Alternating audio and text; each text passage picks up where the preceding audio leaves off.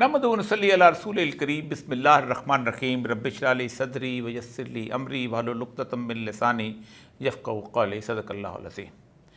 मौजूद ख़वातीन हज़रात, गज़ा का अलमिया तो अभी शुरू हुआ है, लेकिन इस अलमिए से कोई 8-10 साल पहले, बल्कि उससे ज़्यादा पहले से मुसलमान ममालिक के अंदर एक गुफ्तगू बहुत आम की जा रही थी कि हम इज़राइल को तस्लीम क्यों नहीं करते, हमारा उससे झगड़ा ही क्या है।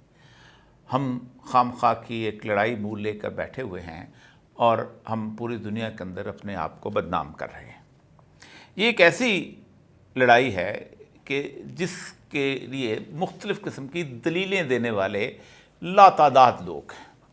वो लोग जो कि सेकुलर हैं, लिबरल हैं और जो समझते हैं कि मुसलमानों की कोई शनाख्त इस दुनिया के अंदर बाकी न रहे, वो ख़ास तौर पे इसके वकील हैं।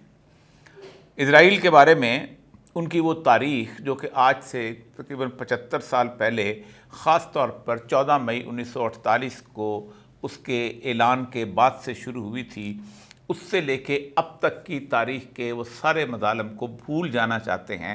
और ख़ास तौर पे इज़राइल का जो क़याम है उसके मक़ासद और उस क़याम के अंदर कौन कौन सी ताकतें उसमें शरीक थी, उसको भी फरामोश कर देना चाहते हैं। सबसे पहली बात जो है, जो एक गलत बयानिया लोगों को बताया जाता है, वो ये है कि दुनिया में 2 ममालिक हैं कि जो मज़हब की बुनियाद पर लोगों ने कायम किए। एक इस्लाम के नाम पर पाकिस्तान और दूसरा यहूदियत के नाम पर इज़राइल। ये बयानिया इसलिए गलत है कि इस्लाम के नाम पर पाकिस्तान का मुतालबा बरसगीर पाक व हिंद में रहने वाले मुसलमानों ने खुद किया था, बल्कि 1906 के आसपास ही मुसलमानों ने ये मुतालबा कर दिया था कि हमें जुदागाना इंतखाबात चाहिए, यानी हम हिंदू के साथ मिलकर वोट नहीं देंगे, हमारी सीटें तक जो हैं वो असम्बलियों के अंदर अलहदा होनी चाहिए। और फिर यहाँ के लोग कलमा गो जितने भी मुसलमान थे, वो लोग के जो समझते थे कि हम कभी भी इस खित्ते में, पाकिस्तान के उस खित्ते में शामिल नहीं हो सकेंगे, हमारी तादाद 13-14% है, हमारे इलाके जो हैं हिंदुस्तान में रह जाएंगे, जैसे यूपी, सीपी, लखनऊ और इस तरह के बेशुमार दीगर किस्म के इलाके जो थे, उन्होंने भी पाकिस्तान की मूवमेंट में बढ़ चढ़ कर हिस्सा लिया था। तो ये उन्होंने ये मुल्क बनाया था। लेकिन इज़राइल जिस वक़्त उसके बनाने का झंडा उठाया गया, तो वो झंडा बाल्फोर डिक्लेरेशन में उठाया गया था 1916 में। 1916 में ये बाल्फोर डिक्लेरेशन असल में एक ख़त है एक वज़ीर आज़म का, जो कि बरतानिया का वज़ीर आज़म था, रॉथशील्ड फैमिली के सरबराह को, कि हम तुम्हें मुकम्मल मदद देंगे इज़राइल को इस्टेब्लिश करने के लिए उस खित्ते के अंदर के जिस खित्ते को तुम प्रॉमिस लैंड कहते हो। उस वक़्त इज़राइल का अब जहाँ पर वजूद है, या फ़लस्तीन का इलाका है, इसमें यहूदियों की तादाद 1 या 2% के से भी ज़्यादा नहीं थी। यह हक़ तस्लीम किया गया कि चूँकि सन 70 ईस्वी में, यानी तकरीबन 1700-1800 साल पहले, चूँकि वो यहूदी जो थे उनको रोमन्स ने निकाल दिया था, टाइटस जरनैल ने, इसलिए उनको पूरे का पूरा हक़ है कि वो अपनी इस ज़मीन के अंदर वापस आ जाएं। यही वो मामला था कि जब इसका नारा उठा तो अल्लामा इकबाल ने कहा था कि गर यहूदी को हक़ है फ़लस्तीन पर, मुसलमान को क्यों हक़ नहीं हिस्पानिया पर। यानी फिर तो 400-500 साल पहले हम स्पेन से निकले थे, हमें स्पेन में वापस आबाद करो। ये गरनाता, ये अलहम्रा, ये सारे इलाके जो थे, ये स्पेन का बैकयार्ड थे। इनको तो जाके हमारे मुसलमानों ने, तारक बिन ज़ियाद, फिर उसके बाद अब्दुर्रहमान दाखिल वगैरह ने जाके वहाँ पर आबाद किया था। तो ये एक ऐसी सूरत हाल के तहत उनको दुनिया के हर खित्ते से यहूदियों को वहाँ लाकर आबाद किया गया। उस आबाद करने से पहले ये नहीं कि उनको कहा जाएगा तुम जाओ वहाँ पर जाके आबाद हो जाओ, खिलाफत उस्मानिया को तोड़ा गया।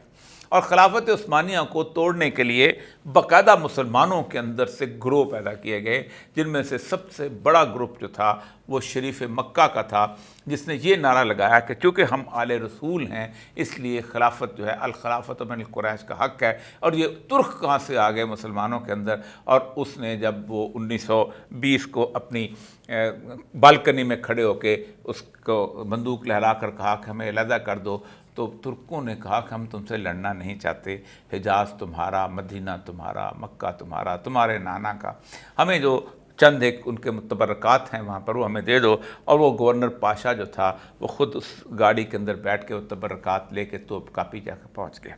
خلافت عثمانیہ کو توڑ دیا گیا، اور پھر اس کو عنایات خسروانہ کرنے کے لیے شریف مکہ کے ایک بیٹے فیصل کو عراق کی بادشاہت دے دی گئی، دوسرے بیٹے کو عبداللہ کو، جو کہ ابی عبداللہ کا دادا یعنی شاہ حسین کا باپ تھا، اس کو اردن کی حکومت دے دی گئی، اور ساتھ ساتھ شام، تیسرے بیٹے کو شام کے دینے لگے۔ تو وہاں پر فرانس نے کہا کہ نہیں، ہم نے تو یہاں وعدہ جو ہے وہ علویوں سے کر رکھا ہے، تو ہم تو علویوں کو دیں گے، کیونکہ وہ حصہ فرانس کے پاس آیا تھا۔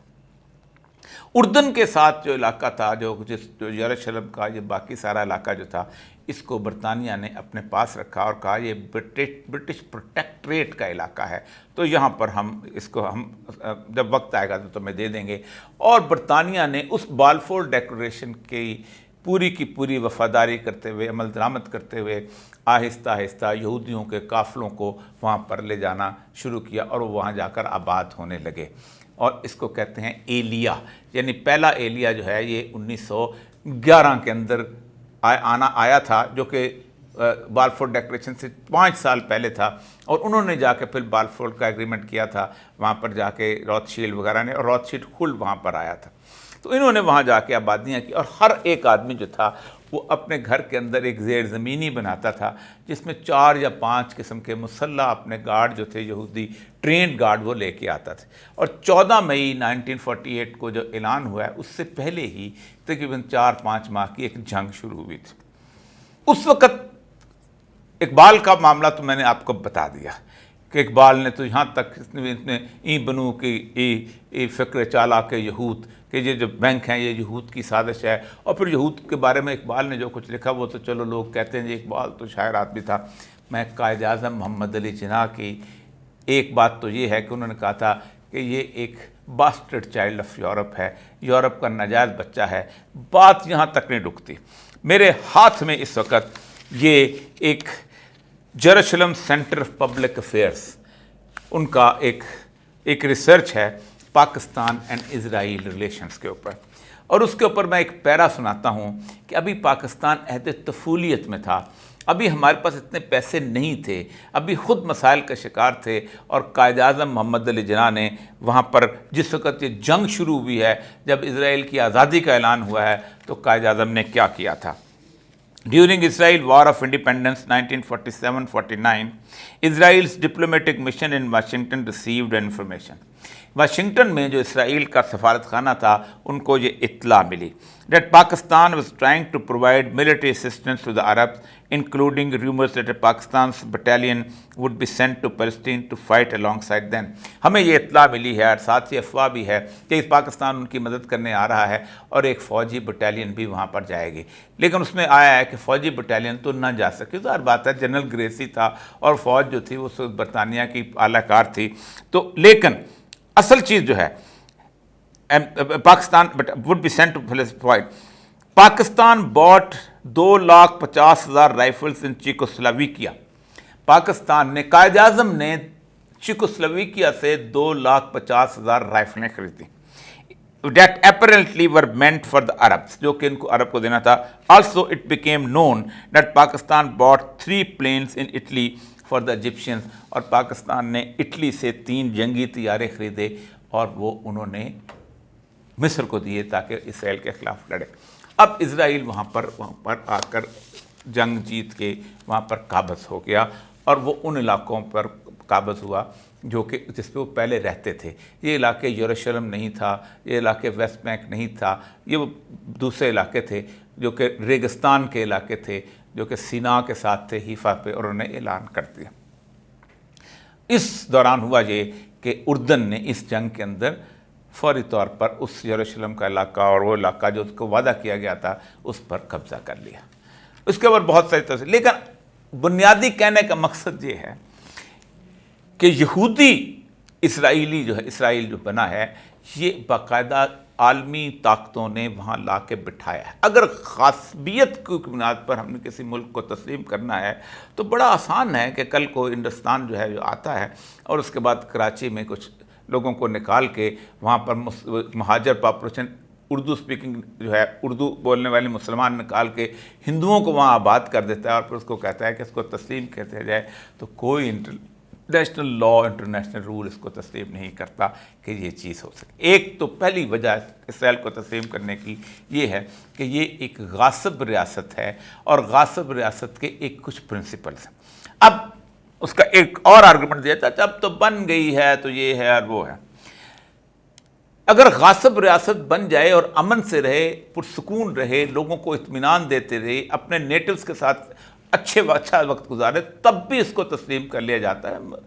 دنیا پوری میں امپائرز چلتی رہی ہیں، اب تو امپائرز کا زمانہ گزر گیا، لیکن 1947 سے لے کے 48 سے لے کے آج تک کوئی دن ایسا نہیں گزرتا، کوئی سال ایسا نہیں گزرتا، کوئی مہینہ ایسا نہیں گزرتا جب اسرائیل نے فلسطینیوں کا قتل نہ کیا ہو، جب اسرائیلی نے فلسطینیوں کو بے گھر نہ کیا ہو، جب اسرائیلی نے فلسطینیوں کی زمینیں جو ان پہ ناجائز قبضہ کر کے وہاں کالونیز نہ بنائی ہوں، جب اسرائیل نے ان کے ساتھ جنگ نہ کی ہو۔ یہ ایک مسلسل عمل ہے، اور یہی مسلسل عمل تھا کہ جو ساؤتھ افریقہ میں تھا، اور پوری دنیا یہ کہتی تھی کہ ساؤتھ افریقہ ایک نسل پرست حکومت ہے، اس لیے اس کو تسلیم نہیں کرنا چاہیے۔ تو دوسری ریزن جو اخلاقی طور پر بنتی ہے وہ یہ ہے کہ جب تک فلسطین اور اسرائیل کے اس معاملات جو ہیں اس کے اندر اگر ہم یہ سمجھتے ہیں کہ یہ معاملات جو ہیں اس میں ظلم جاری ہے تو ہم اسے تسلیم نہیں کر سکتے۔ اب یہاں میں آپ کو پوری مسلم امہ کے مقابلے میں ایک جیو ربائی جو ان کا خاص بڑا آدمی ہے جو کہ زائنزم کے خلاف ہیں۔ صہیونیت اور یہودیت بالکل دونوں میں فرق ہے۔ یہودیت وہ ہیں کہ جو اپنے دین پہ قائم رہ کے علیحدہ عبادت کرتے ہیں، اور یہ لوگ بروکلن کے اندر بہت زیادہ آپ کو ملیں گے جو سمجھتے ہیں کہ اسرائیل کا قیام جو ہے ہمارا مقصد نہیں، جب ہمارا مسایہ آئے گا وہ آ کے خود قائم کر لے گا تو ہم چلے جائیں گے۔ اس کو سنیے کہ یہ وہ تمام تر اس کی جو گفتگو ہے مسلمانوں کی اس ساری کی ساری گفتگو کے بالکل مختلف، وہ کہتا یہ ہے کہ اگر ہم یہ تسلیم کر لیں کہ یہودی جو ہیں ان کا اسرائیل ہے تو آپ ایک غاصبانہ قبضے کو تسلیم کرتے ہیں۔ As a Jewish rabbi, I find very important to come to the Al-Quds March, what is going on every year. Zionism is a rebellion against the Almighty who sent Jewish people in exile to stay in exile, not to rebel against the nations, not to take over the Holy Land by force. Zionism is against every aspect of humanity, what they're robbing away and they kill so many Palestinians, and constantly up to today's day, every day are Palestinians killed for nothing. They rob away the land from them. This wrong should be rectified. We are not supporting a two-state solution at all. If somebody takes over a robber away someone's else's house and then come out, oh, I'm looking for peace, I want to make the house half and half. I mean, what's peace in that? First thing is, if you want peace, give back the house. And the same thing here, from the river to the sea should go back for the Palestinians in full. And then we can live in peace, Jews, Muslims, all other people together. The Zionists say they have to protect Jews from anti-Semitism, not to be another Holocaust. The truth is exactly the opposite. Zionism is only raising anti-Semitism in the world today. They endanger Jewish people all over the world. The only way to bring peace over the world is that the state of Israel should come to an end, and a peaceful end. Nobody looks for bloodshed. We hope and we pray to God to be soon in our days, and then we can live in Palestine together with the Palestinians like we lived for centuries together, and like we live in all the Muslim countries together in peace. یہی غاصبانہ قبضے کی صورتحال جو ہے یہی مسلمانوں کا مدتوں موقف رہا ہے، اور شاہ فیصل مرحوم جن کو اسی وجہ سے شہید کرا دیا گیا تھا، ان کی ایک گفتگو سنیے، اور وہ بھی یہی بات اس وقت کہہ رہے تھے جو کہ اس وقت عربوں کے بہت بڑے نمائندہ کی حیثیت سے اٹھے تھے، اور 67 کی جو جنگ کی شکست کے بعد جب 73 کے اندر کسی نہ کسی حد تک مسلمانوں کو فتح حاصل ہوئی تھی، اس سے پہلے ہی انہوں نے کہا کہ اگر ہم یہ تسلیم کر لیں تو اس کا مطلب یہ ہے کہ کل کو کوئی بھی شخص کسی بھی جگہ کسی کو رونتا ہوا آئے گا اور کہے گا کہ میں تسلیم کر لوں۔ یہ وہی کیفیت ہے کہ کوئی شخص جو ہے وہ آپ کی چند بیٹیوں کو اغوا کرے اور اس کے بعد اپنے بچوں کے ساتھ ان کی شادیاں کرے کہ اب ہمیں داماد تسلیم کر لو، کیونکہ اب تو ہم نے اغوا کر کے آپ کی بیٹیوں سے شادیاں کر لی ہوئی ہیں۔ اور یہی کیفیت جو ہے کہ ملکوں کے حساب سے ہوتی ہے کہ آپ عزت روندنے کے بعد تسلیم کر لیں۔ شاہ فیصل صاحب کو سنیے گا ذرا سا۔ إذا قبلنا بقرارات الأمم المتحدة فلنقبل بتقسيم فلسطين، وهذا ما لا يمكن أن نقبله أو نرضى عنه، ولو أجمع العرب جميعا على أن يرضوا بوجود إسرائيل وبتقسيم فلسطين فلن ندخل معهم في هذا الاتفاق.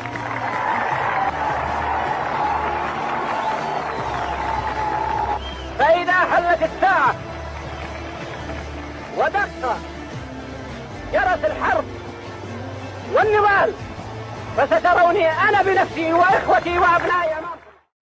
شاہ فیصل کی بتائی ہوئی یہ بات جو ہے یہ پوری مسلم امہ کا موقف رہی ہے، اور اس پوری مسلم امہ کے اندر سے بے شمار آوازیں اٹھتی رہیں کہ جنہوں نے کہا کہ ہم اسرائیل کی اس ناجائز ریاست کو تسلیم نہیں کرتے۔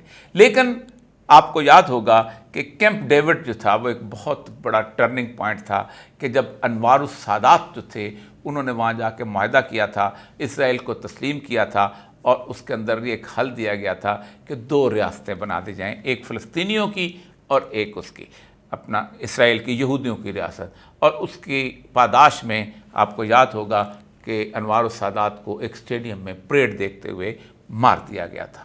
اس کے ساتھ ساتھ پھر آہستہ آہستہ مغرب جو ہے خاص طور پہ 9/11 کے بعد جب انہوں نے پورے اس خطے کے ان ملکوں کو جو اسرائیل کے خلاف تھے، جن میں صدام حسین تھا، جس کے اندر اپنا وہ جو لیبیا کا قذافی تھا، اور اس کے ساتھ ایون ایران کو بھی انہوں نے مستقل اسٹینگولیٹ کیا رکھا، ان کو جب انہوں نے تہ تیغ کر دیا اور افغانستان پہ بھی انہوں نے قبضہ کر لیا، اور پھر اس کے بعد جب حالات ایسے بنے تو انہوں نے ان کو قائل کرنا شروع کیا کہ آئیں آپ کو ہم اسرائیل کو تسلیم کریں۔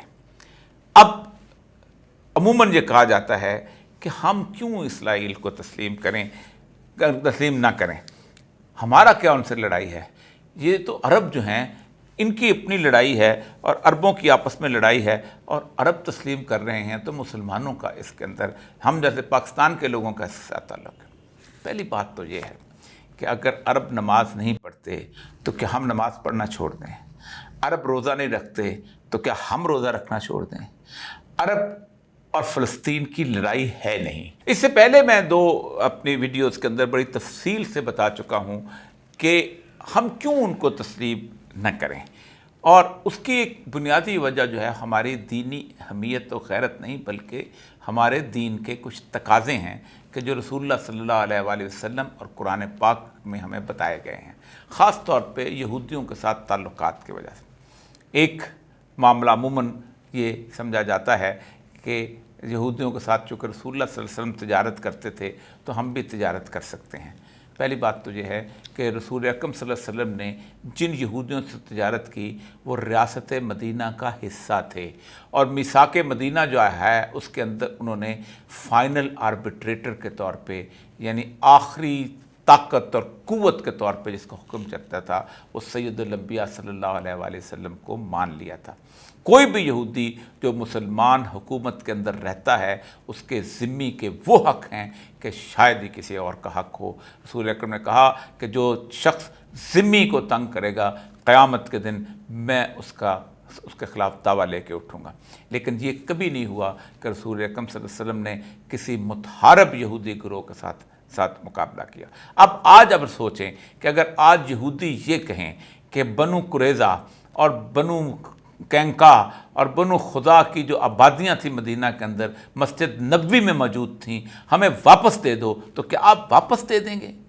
اس اصول کی بنیاد پر تو مدینہ میں صرف تھوڑا سا حصہ جو ہے رسول اللہ صلی اللہ علیہ وسلم کا حجرہ اور یہ سارا علاقہ جو ہے انصار کا علاقہ جو ہے یہ رسول اللہ صلی اللہ علیہ وسلم کے مسلمانوں کا رہ جائے گا، باقی تو سب یہودی ہوا کرتے تھے۔ خیبر بھی پھر یہودیوں کو دے دیا جائے، کیونکہ یہودی تو ابھی وہاں سے کل نکالے گئے ہیں، یروشلم سے تو 2000 سال پہلے نکالے گئے تھے۔ تو اس پرنسپل کی بنیاد کی پر اگر ہم یہاں پر دیکھیں تو انہوں نے اس وقت یہ سٹینڈ لیا تھا کہ نہیں۔ اب آتے ہیں کہ اللہ تبارک و تعالیٰ ہمیں ان کے ساتھ تعلقات کے بارے میں کیا کہتا ہے۔ اللہ تبارک و تعالیٰ نے قرآن پاک کے اندر 2 گروہوں کے بارے میں کہا ہے کہ یہ تمہارے سخت شدید دشمن ہوں گے۔ اب جب کبھی بھی کوئی دشمنی ہوگی، اور شاید تھوڑا بہت ایک گروہ کے بارے میں کہا ہے کہ وہ تمہارے لیے نرم کوشہ رکھے۔ میں قرآن پاک کی سورہ المائدہ کی اس آیت کو آپ کے سامنے رکھتا ہوں، یہ 82 یعنی 82ویں آیت ہے۔ لَتَجِدَنَّ أَشَدَّ النَّاسِ عَدَاوَةً لِلَّذِينَ آمَنُوا الْيَهُودَ وَالَّذِينَ أَشْرَكُوا وَلَتَجِدَنَّ أَقْرَبَهُم مَّوَدَّةً لِلَّذِينَ آمَنُوا الَّذِينَ قَالُوا إِنَّا نَصَارَىٰ۔ تم اہل ایمان کی دعوت میں سب سے زیادہ سخت یہود اور مشرکین کو پاؤ گے۔ یعنی 2 قوتیں ہیں، 2 طاقتیں، 2 لوگ، 2 قومیں ہیں کہ جو اہل ایمان کے مقابلے میں سخت۔ رسول اللہ کی وارننگ، رسول اللہ کی اللہ تبارک تعالیٰ کی وارننگ کہ اہل ایمان کے مقابلے میں یا یہودی ہوں گے اور یا مشرک جو کھلا شرک کرتے ہیں۔ آپ دیکھیں حیران ہوں گے کہ پوری دنیا کے اندر 2 ہی قوتیں ہیں جو پاکستان کی یا اہل ایمان کی مخالفت میں ہیں۔ ایک کھلا شرک کرنے والے جو ہیں وہ ہندوستان میں پائے جاتے ہیں، اور دوسرا جو ہے وہ یہودی ہیں۔ لیکن فرمایا ہاں، لیکن تم دوستی میں قریب تر ان لوگوں کو پاؤ گے جنہوں نے کہا تھا کہ ہم نصارہ ہیں، جو کہتے ہیں کہ ہم نصارہ ہیں، یعنی حضرت عیسیٰ کو ماننے والے۔ یہ اس وجہ سے ہے کہ ان میں سے آپ وجہ بھی بتائیں، ذالک بأن منہم قسیسین ورہبانا وانہم لا یستکبرون، کہ وہ ان میں سے عبادت گزار عالم اور تارک دنیا فقیر پائے جاتے ہیں، ان میں غرور نفس نہیں ہے۔ اب عیسائی بہت کم لوگ دنیا میں اپنے آپ کو کہتے ہیں۔ سیکولرزم کی جب 1905 کے اندر مذہب کو علیحدہ کیا گیا، تب کوئی بھی دنیا کے اندر یہ نہیں کہتا ہم عیسائی ریاست ہیں، وہ کہتے ہیں we are British, we are French, we are Americans. وہ کیتھولک چرچ جو ہے وہ کبھی کب چارہ اپنی آخری سانسیں لے کے ختم ہو گیا۔ تھوڑا بہت آرتھوڈاکس کرسچنس کی ایک کیفیت ہے کہ جو رشیا میں اور یوگوسلاویا میں پائے جاتے ہیں، ان کے بارے میں شاید کہا جاتا ہے کہ یہ ان کا نرم گوشہ شاید مسلمانوں کے لیے ہو، لیکن چونکہ وہ اس وقت ایگزسٹ نہیں کرتے اس لیے یہ، ورنہ نجاشی کی بہت بڑی مثال ہے کہ اس نے مسلمانوں کو پناہ دی تھی اور وہ ان نصارہ میں سے شامل تھا جو حبشہ کا حاکم تھا۔ اب اللہ نے فرمایا کہ دیکھو، یاد رکھو، یہ کبھی تم سے راضی نہیں ہوں گے۔ وَلَن تَرْضَىٰ عَنْكَ الْيَهُودَ وَلَا النَّصَارَىٰ حَتَّىٰ تَتَّبِعَ مِلَّتَهُمْ۔